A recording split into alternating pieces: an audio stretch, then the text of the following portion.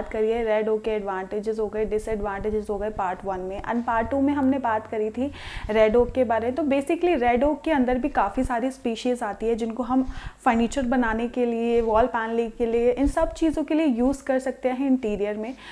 Species के तो हमें नेम भी नहीं पता होते कि कौन कौन सी वुड्स और भी अवेलेबल है मार्केट में। तो जल्दी से डिस्कस कर लेते हैं कि रेड ओक में कौन सी वो टॉप 10 स्पीशीज़ है जो अवेलेबल है मार्केट में एंड जिनको हम इंटीरियर में यूज़ कर सकते हैं, इंटीरियर एंड एक्सटीरियर दोनों में ही यूज़ कर सकते हैं। तो पहले आती है southern red oak wood, second आपकी आती है northern red oak wood, third आपकी आती है black jack oak wood, fourth आपकी आती है शुमार्ड ओक वुड, फिफ्थ आपकी आती है पिन ओक वुड, सिक्स्थ आपकी आती है नटल ओक, सेवंथ आती है आपकी वाटर ओक, एट्थ आपकी आती है willow oak, ninth cherry back oak and 10th आपकी आती है लॉरेल ओक। तो बेसिकली पहले हम बात करते हैं इनके साइंटिफिक नेम्स के बारे में, इन सारी स्पीशीज़ के साइंटिफिक नेम क्या क्या है। तो पहले अगर हम बात करते हैं नॉर्थर्न रेड ओक जिसको हम कर्शस फल्काटा बोलते हैं, देन आता है आपका साउथर्न रेड ओक जिसको हम कर्शस रूब्रा बोलते हैं, देन थर्ड आपका आता है ब्लैक जैक ओक जिसको हम कर्शस मरियंडिका बोलते हैं, देन फोर्थ आपका आता है शुमार्ड ओक जिसको हम कर्शस शुमार्डी बोलते हैं, फिफ्थ आपका पिन ओक जिसको हम कर्शस पालोस्ट्रीज बोलते हैं, सिक्स्थ रेड ओक की बात करते हैं नटल ओक जिसको हम क्वर्शस टेक्साना बोलते हैं, आता है वाटर ओक जिसको हम क्वर्शस निग्रा बोलते हैं, आप नियाग्रा फॉल्स से याद रख सकते हैं निग्रा, देन सेवंथ आपका आता है विलो ओक जिसको हम क्वर्शस फेलोज बोलते हैं, नाइन्थ आपका आता है चेरी बैक ओक जिसको हम क्वर्शस पेगोडा बोलते हैं, and last not the least laurel oak जिसको हम क्वर्शस लॉरिफोलिया बोलते हैं। हम बात करते हैं ये कहाँ से आती है, ये सारी जितनी भी स्पीशीज़ है ये कहाँ से आती है, तो बेसिकली दो जगह हैं जहाँ से ये सारी स्पीशीज़ आती हैं, first north America and second south America. इनमें से कुछ स्पीशीज़ है जो नॉर्थ अमेरिका से आती है एंड कुछ स्पीशीज़ हैं जो साउथ अमेरिका से आती है।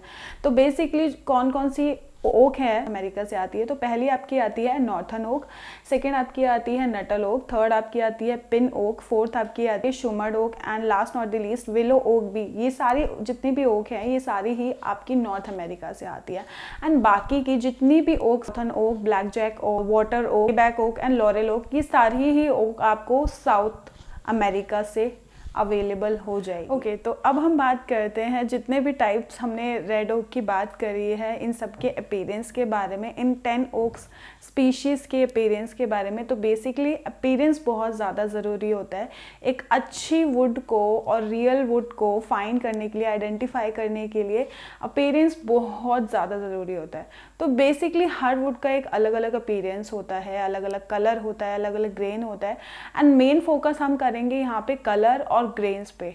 बेसिकली अगर हम बात करते हैं इन सारी ओक स्पीशीज़ के बारे में, इनमें से कुछ स्पीशीज़ है जिनके सिमिलर कलर और सिमिलर ग्रेन्स होते हैं। जैसे कि अगर हम बात करें फर्स्ट साउथर्न रेड ओक की बात करते हैं, शुमर्ड ओक की बात करते हैं, पिन ओक की बात करते हैं, वाटर ओक की, willow oak and last not the least cherry back oak. ये सारी ही जो होता है वो लाइट रेडिश ब्राउन कलर होता है। जो कलर होता है, पहली बात तो हम प्रॉपरली ये वुड्स रेड कलर की नहीं होती है, तो रेड मीन्स इनका पिंकिश ह्यू होता है, इसमें एक हल्का सा टेंट होता है पिंक, ते ही इनको पूरा कैरेक्टराइज किया गया है कि ये रेड ओक वुड के अंदर आती हैं ये सारे स्पीशीज़। और हम जितनी भी स्पीशीज़ की बात करें उनमें लाइट पिंक ह्यू आपको मिलेगा ही मिलेगा। दैट्स वाई इसको रेड स्पीशीज़ के अंदर, रेड ओक स्पीशीज़ के अंदर रखा हुआ है।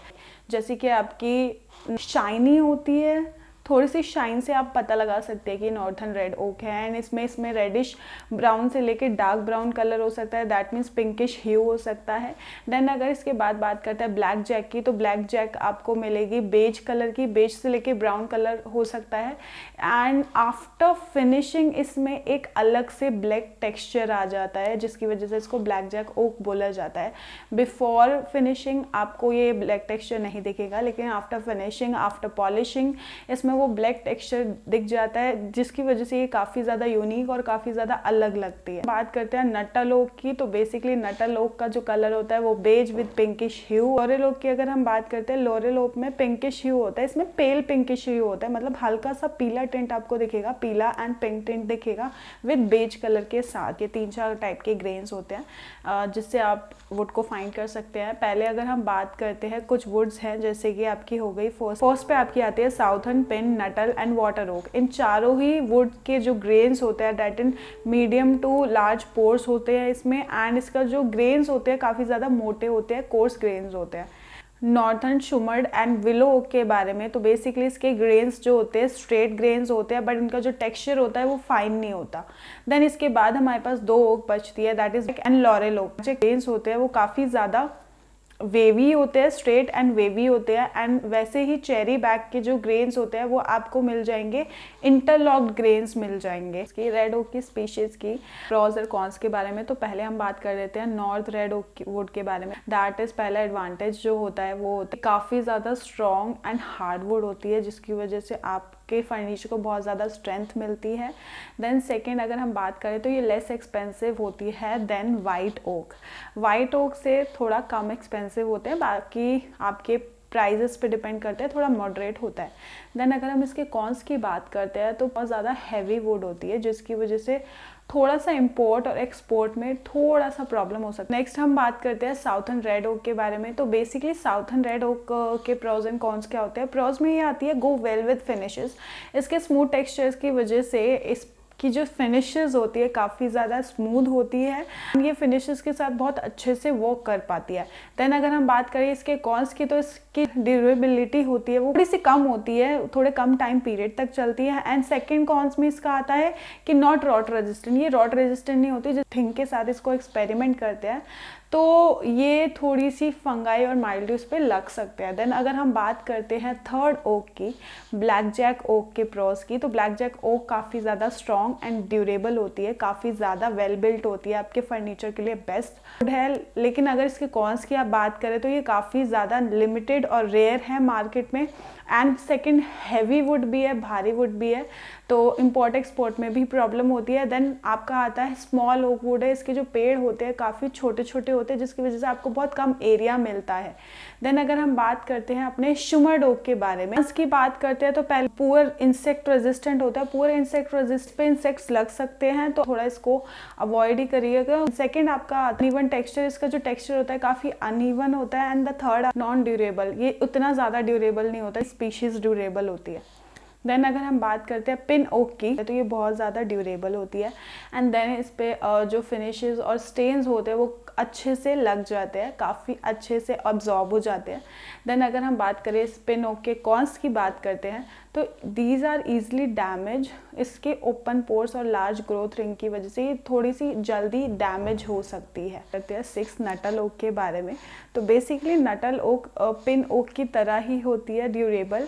एंड सेकेंड अगर हम बात करें तो ये हीट रेजिस्टेंट भी होती है, तो आप किचन में इसको बहुत ईजिली यूज़ कर सकते हैं। देन थर्ड आता है काफ़ी ज़्यादा ड्यूरेबल एंड स्मूथ टेक्सचर होता है इसका। एंड फोर्थ आता है रिक्वायर मिनिमम केयर। इसको कम मेंटेनेंस की नीड होती है, तो आपके मेंटेनेंस बहुत ज़्यादा ही कम लगेगी इस वुड में। बात करते हैं वाटर ओक के बारे में। इसका जो टाइम पीरियड होता है 30 to 50 ईयर्स, बहुत आराम से चल जाती है। देन अगर हम इसके थोड़े कॉन्स की अगर हम बात, ड्यूरेबिलिटी होती है काफ़ी मिनिमल होती है। इंसेक्ट अटैक बहुत ईजिली हो सकता है। नेक्स्ट अगर हम बात करते हैं विलो ओक के बारे में, तो बेसिकली विलो ओक काफ़ी ज़्यादा फ्लेक्सिबल होती है, आपके फर्नीचर में बहुत अच्छे से यूज़ हो जाती है। एंड देन लाइट वेट भी होती है, जिसकी वजह से कारपेंटर्स को बहुत ईजी होता है इसके साथ वर्क करना। देन अगर हम बात करें इसके कॉन्स की, जो बेंडिंग और ब्रेकिंग कैपेबिलिटी होती है वो थोड़ी लो करते हैं चेरी बैग ओक वुड की। तो बेसिकली ये काफ़ी ज़्यादा स्मूथ होती है, काफ़ी ज़्यादा स्मूथ होती है, आपके स्मूथ पर्पस के लिए बहुत इजीली वाइप ऑफ हो सकती है। इसकी मेंटेनेंस काफ़ी लो होती है। एंड ये बेस्ट क्वालिटी वुड है in red oak species. Then अगर हम इसके कॉल्स की बात करते हैं तो बेसिकली ये थोड़ी हैवी हो सकती है। लॉरेल ओक के बारे में अगर हम बात करते हैं, ड्यूरेबल होती है, लेकिन इसका एक कॉन होता है ये रॉट रेजिस्टेंट नहीं होती है, इस पर फंगाई और माइल्ड्यू बहुत ईजिली लग जाते हैं। नेक्स्ट हम बात करते हैं इनके एप्लीकेशन एरियाज़ के बारे में। हम इसके एप्लीकेशन एरियाज़ की बात करते हैं तो पहले फर्नीचर्स, फ्लोरिंग्स, इंटीरियर्स, आपके कैबिनेट्स एंड कंस्ट्रक्शन। 6 आपका आता है veneers, boxes, homewares and commercial spaces, stairs. आप इन जगह पे आप इनको यूज़ कर सकते हैं। देन आपका आता है हैंडमेड प्रोडक्ट्स, जितने भी होते हैं आप हैंडमेड प्रोडक्ट्स में भी यूज़ कर सकते हैं। देन आता है आपका प्लाईवुड एंड वॉल पैनलिंग्स में भी आप इनको यूज़ करें। होप आपको वीडियो पसंद आई। अगर आपको वीडियो पसंद आई please do like, share, comment and subscribe.